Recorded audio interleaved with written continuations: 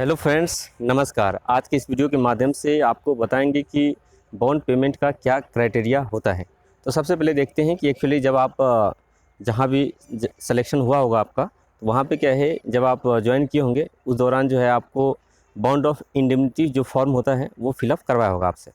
तो उसमें क्या है, कुछ क्राइटेरिया दिया होगा कि कितने ईयर का आपसे जो है बॉन्ड पेमेंट करवाएगी। अगर जब कंसर्न डिपार्टमेंट जो है उसका जो एक बेसिक जो क्राइटेरिया है, अगर उतने दिन तक अगर सर्विस नहीं करते हैं आप तब।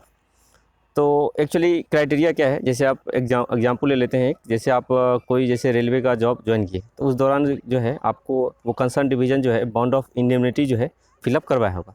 तो बॉन्ड ऑफ इंडेमनिटी में जो है 5 ईयर का सर्विस लेंथ लिखा हुआ रहता है कि 5 ईयर अगर आप सर्विस कर लेते हैं जहाँ पे आपकी पोस्टिंग हुई है, तो उसके बाद जो है अगर आप छोड़ना भी चाहते हैं जॉब, तो उसके बाद जो है आपको कोई भी जो है बॉन्ड पेमेंट नहीं करना पड़ेगा।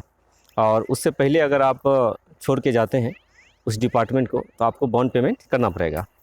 तो बॉन्ड पेमेंट करना पड़ेगा, तो जाहिर सी बात है, अगर 5 ईयर्स सर्विस अगर आपकी कंप्लीट नहीं हुई है, जिससे 5 ईयर में इंक्लूडिंग ट्रेनिंग पीरियड भी आता है, तो उसके बाद जो है आपसे जो ट्रेनिंग पीरियड में जो सैलरी मिला है आपको, वो सैलरी पे करना पड़ता है। जो सैलरी मिला है उस पर जो है इंटरेस्ट समथिंग रहता है, वो इंटरेस्ट के साथ जो है आपको जोड़ के जो है वो पेमेंट करना पड़ेगा।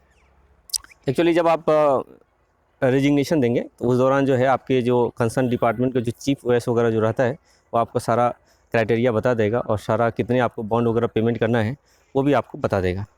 और उसके बाद जैसे ही वो बॉन्ड पेमेंट कर देंगे आप, तो उसके बाद जो है आपको रेजिग्नेशन वगैरह आप देकर जाना चाहते हैं, तो रेजिग्नेशन वगैरह जो है एक्सेप्ट कर ली जाती है।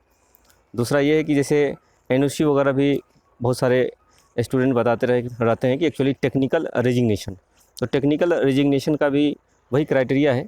एक्चुअली टेक्निकल रेजिग्नेशन में भी आपको क्या है, रिज़ाइन ही देना पड़ता है। तो रिज़ाइन देना पड़ता है, तो एक्चुअली आपको एनओसी अगर दे दिया तब आपको क्या है बॉन्ड पेमेंट नहीं करना पड़ेगा। अगर एनओसी नहीं दिया आपको, तो बॉन्ड पेमेंट करना पड़ता है।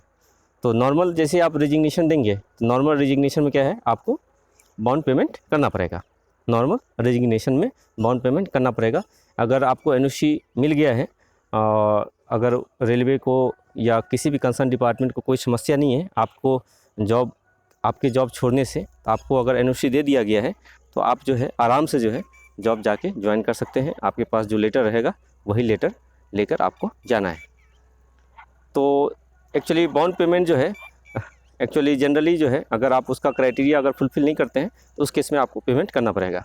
वैसे कोई ज़रूरत नहीं है। कभी आप कंसर्न जो पर्सनल डिपार्टमेंट के जो ऑफिसर वगैरह जो होते हैं, तो उनसे अगर आप मिलेंगे, तो हो सकता है कि बॉन्ड पेमेंट नहीं भी करना पड़े, तो अगर वो मान जाते हैं तब।